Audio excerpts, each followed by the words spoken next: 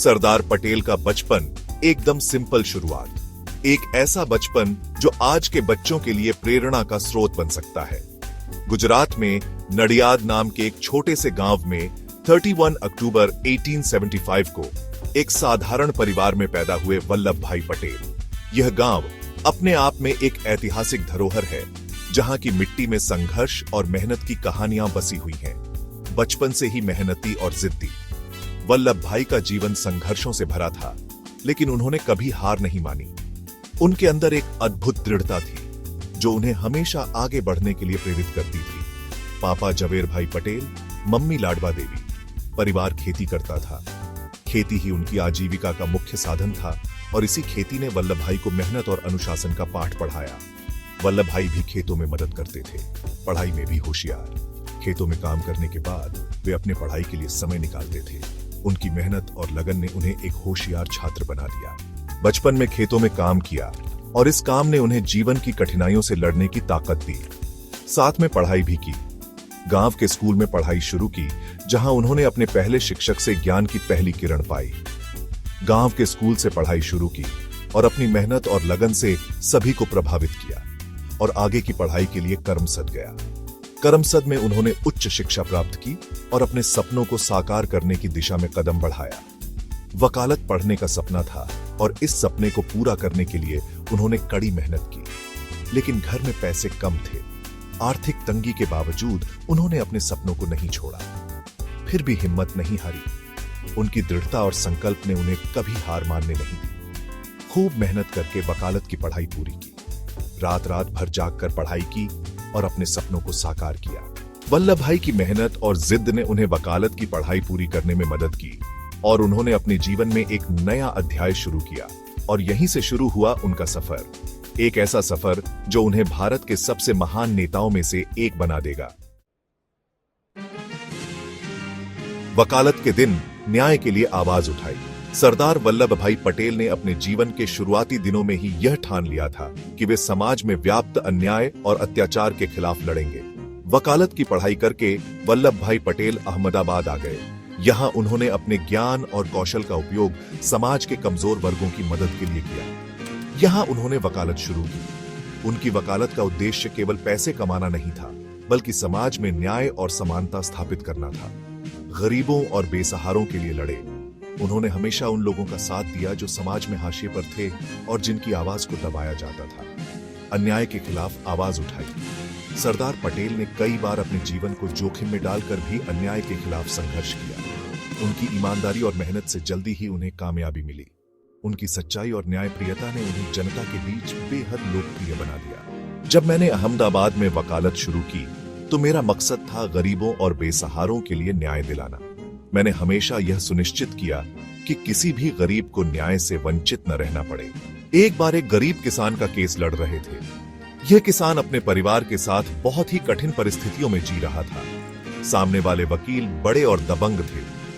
वे अपने प्रभाव और पैसे के बल पर केस जीतने की कोशिश कर रहे थे, लेकिन सरदार पटेल डरे नहीं। उन्होंने अपने आत्मविश्वास और दृढ़ निश्चय के साथ किसान का पक्ष रखा, पूरी ताकत से किसान का साथ दिया और केस जीत गए। इस जीत ने न केवल किसान को न्याय दिलाया, बल्कि समाज में एक मिसाल भी कायम की। सरदार पटेल जी, आपकी मदद के बिना मैं यह केस कभी नहीं जीत पाता।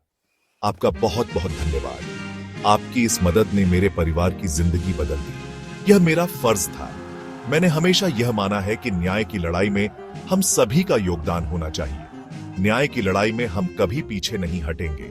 यह हमारी जिम्मेदारी है कि हम समाज में न्याय और समानता को बनाए रखें। सरदार पटेल का जीवन हमें यह सिखाता है कि सच्चाई और न्याय के लिए लड़ना कभी व्यर्थ नहीं जाता।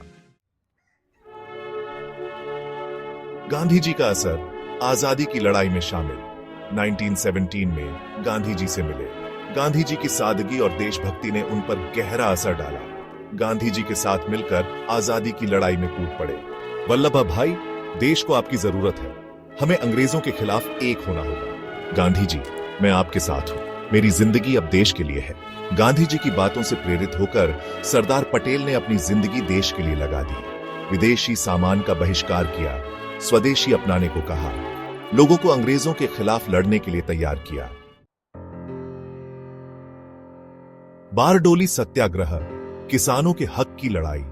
यह एक ऐसा आंदोलन था जिसने भारतीय स्वतंत्रता संग्राम में एक महत्वपूर्ण भूमिका निभाई। 1928 में बारडोली के किसानों पर अंग्रेजों ने जुल्म ढाना शुरू कर दिया। अंग्रेजों ने किसानों पर अत्यधिक कर लगा दिया, जिससे उनकी आर्थिक स्थिति और भी खराब हो गई। किसानों पर बहुत ज्यादा टैक्स लगा दिया गया। यह टैक्स इतना अधिक था कि किसानों के लिए इसे चुकाना असंभव हो गया। वे पहले से ही गरीबी और कर्ज में डूबे हुए थे। किसानों की मदद के लिए सरदार पटेल आगे आए। उन्होंने किसानों की समस्याओं को समझा और उनके हक के लिए लड़ने का संकल्प लिया। हमें एक होना होगा। अगर हम एकजुट रहेंगे तो ही हम अपने हक के लिए लड़ सकते हैं। अंग्रेजों के जुल्म के खिलाफ हमें शांति से सत्याग्रह करना होगा। हमें अहिंसा का मार्ग अपनाना होगा और अपने अधिकारों के लिए संघर्ष करना होगा। सरदार पटेल ने किसानों को एकजुट किया। उन्होंने गांव-गांव जाकर किसानों को संगठित किया और उन्हें सत्याग्रह के लिए प्रेरित किया। बिना लड़ाई झगड़े के सत्याग्रह करने को कहा। अंग्रेजों को झुकना पड़ा। किसानों की एकता और अहिंसक आंदोलन ने अंग्रेजों को मजबूर कर दिया कि वे अपने फैसले पर पुनर्विचार करें। किसानों को उनका हक मिल गया। अंग्रेजों ने टैक्स कम कर दिया और किसानों को राहत मिली। यह सत्याग्रह की एक बड़ी जीत थी। इस जीत के बाद लोग उन्हें सरदार कहने लगे। सरदार पटेल का यह योगदान भारतीय स्वतंत्रता संग्राम में अमूल्य था। सरदार पटेल, आपकी वजह से और आपकी हिम्मत की वजह से ही यह मुमकिन हुआ। आपने हमें एकजुट किया और हमारे हक के लिए लड़ाई लड़ी। हमारा हक दिलाने के लिए शुक्रिया। आपकी नेतृत्व क्षमता और साहस ने हमें प्रेरित किया। यह हमारी एकता की जीत है।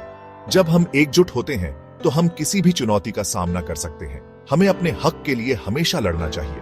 यह सत्याग्रह हमें सिखाता है कि अहिंसा और एकता के बल पर हम अपने अधिकार प्राप्त कर सकते हैं। इस तरह सरदार पटेल ने बारडोली सत्याग्रह से किसानों को उनका हक दिलाया और सरदार कहलाए।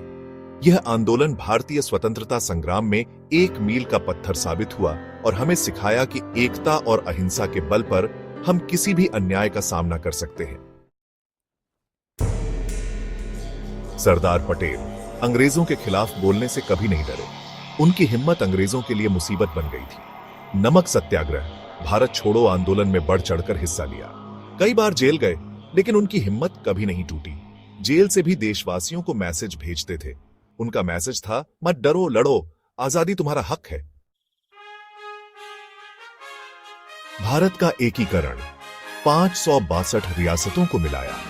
15 अगस्त 1947 भारत आजाद हुआ, लेकिन मुश्किलें खत्म नहीं हुई थीं। देश 562 रियासतों में बंटा हुआ था।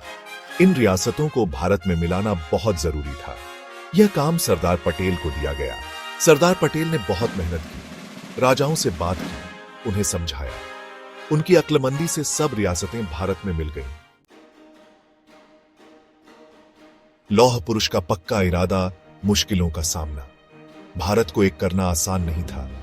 कई रियासतें विलय के खिलाफ थीं।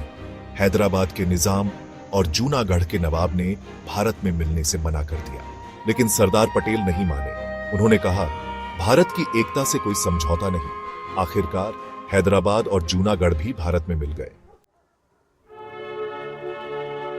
सरदार पटेल की विरासत, एकता और अखंडता। 15 दिसंबर 1950 को सरदार पटेल गुजर गए, लेकिन उनका काम आज भी जिंदा है। भारत को एक करने का श्रेय उन्हें ही जाता है। उन्हें भारत के बिस्मार्क और लौह पुरुष कहते हैं। उनकी जिंदगी से हमें सीख मिलती है। उनका मैसेज है, देश के लिए जियो, देश के लिए मरो, एकता बनाए रखो। स्टैच्यू ऑफ यूनिटी, एक महान नेता को श्रद्धांजलि।